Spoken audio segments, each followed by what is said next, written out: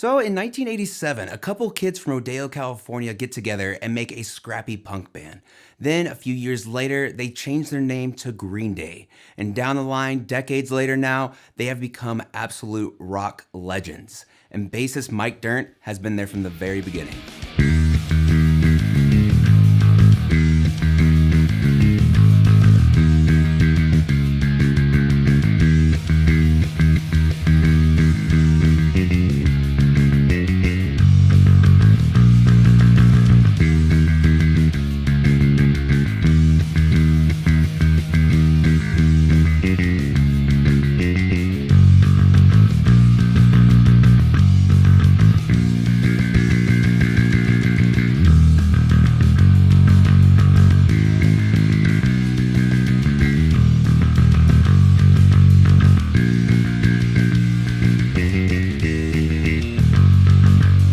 You know what's funny about Mike Dirnt is he's a bassist that I feel a lot of people who don't even know bassists kind of know because of how big Green Day is. And what's even funnier is he was originally one of the guitar players and he didn't become the bassist until a year after they had formed, and since then has inspired thousands if not millions of bass players around the world.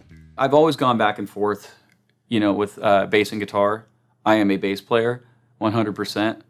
But it's funny because growing up, it's like people say you have to be either or. Well, I've always, since I was 5 years old, sat up at the piano and banged on it too. I don't think people should be afraid to approach any instrument. I think your heart and your soul are going to gravitate towards one of them eventually. But introduction to music is really not being afraid of instruments and being able to walk up to them and put your hands on them.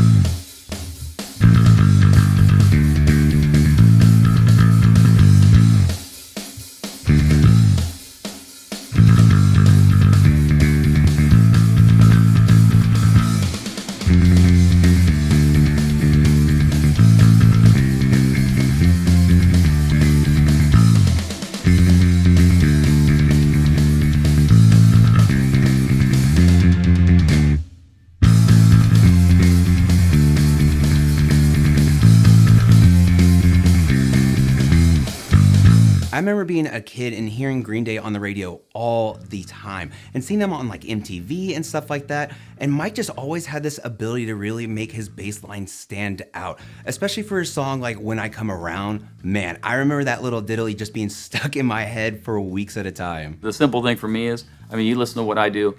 Some of the stuff I do sounds easy and is hard, and some of the stuff I do is easy. But at the end of the day, it could be as simple as just, When I Come Around. It's that little eyebrow lift in it or whatever. It's simple, but it's super fucking catchy.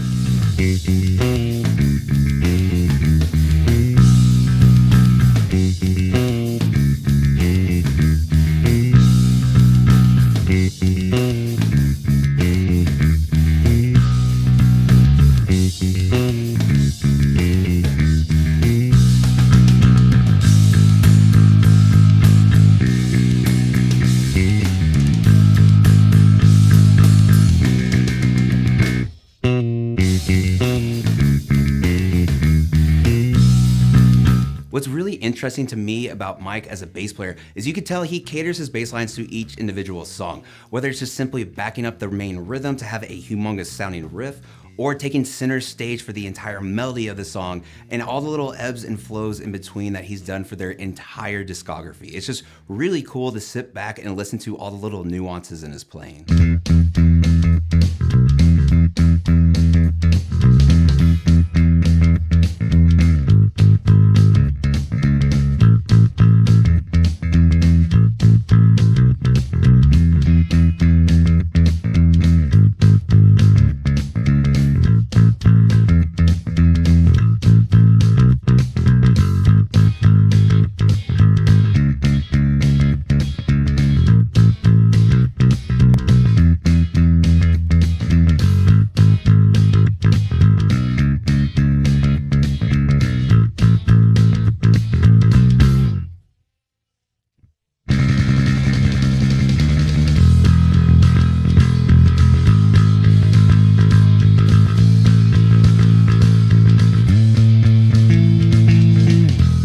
So for the gear that I'm using today, I have this beautiful Epiphone Mike Dirnt Signature Grabber G3 from today's sponsor, Sweetwater. This bass has a maple body with that gorgeous classic grabber shape, a badass 2-bridge Gibson USA G3 single coil pickups, and a maple neck with an ebony fretboard too. And because you're getting this instrument at Sweetwater, you get to choose between what's available and see the exact bass that you will be getting. And not only that, it'll go through a 55-point inspection to make sure that everything is good to go before it even reaches you. And of course, last but not least, incredible customer service and the candy. You gotta always love the candy. And then from there, I'm going into the dark glass anagram where I made a preset that I try to get as close to Mike's sound as possible. And I think I did a pretty good job. But I will say that Grabber G3 is doing a majority of the work.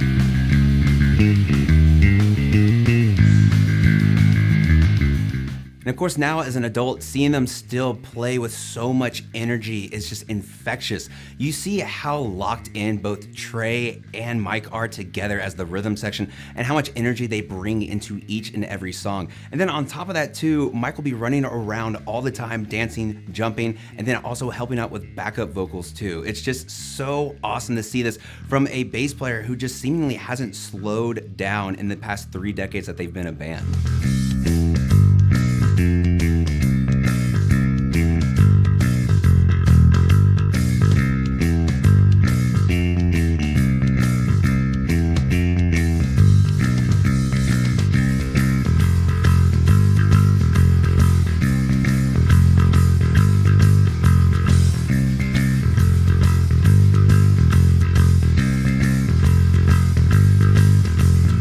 And now 38 years after forming, 14 studio albums, thousands of shows, and millions of fans all over the world later, Green Day is still going strong as ever. And I for one just have to say, thanks Mike.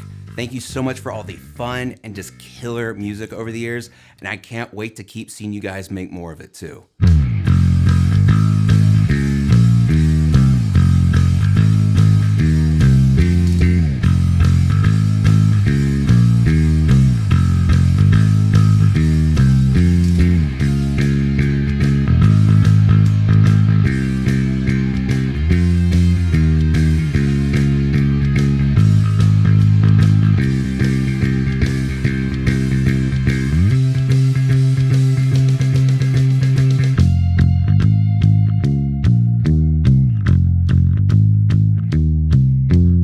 Y'all, thank you so much for watching today, and let me know in the comments below what your favorite Mike Dirnt bass line is and what other bassists or bands I should really take a look at in the future. This is a video that was a ton of fun to make. It was a lot of work, but a ton of fun just to go through and see all the little nuances of all the bass lines Mike has played over the years. But as always, of course, no matter where in the world you are, stay safe, practice that bass, and I'll see y'all next time.